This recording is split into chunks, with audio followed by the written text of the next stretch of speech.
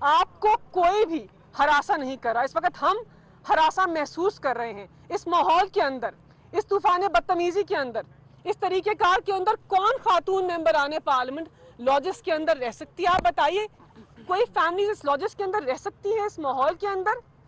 اگر آپ ہراساں فیل کر رہے ہیں تو آپ کے پاس ایک فورم موجود ہے.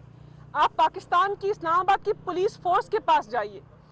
جب بلاول بھٹو زرداری یہاں پر جلسہ کرنے آئے تو کسی نے ان کو نہیں روکا.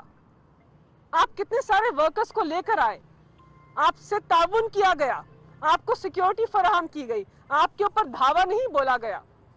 ہم چاہتے ہیں آپ اپنا آئینی استحقاق استعمال کریے، ہم اس کا سیاسی طور پر مقابلہ کریں گے، لیکن یہ کوئی طریقہ کار نہیں ہے کہ آپ انصار الاسلام کے ممبران کو اندر گھسا لیں اور پھر خواتین ممبران پارلیمنٹ کیا کریں؟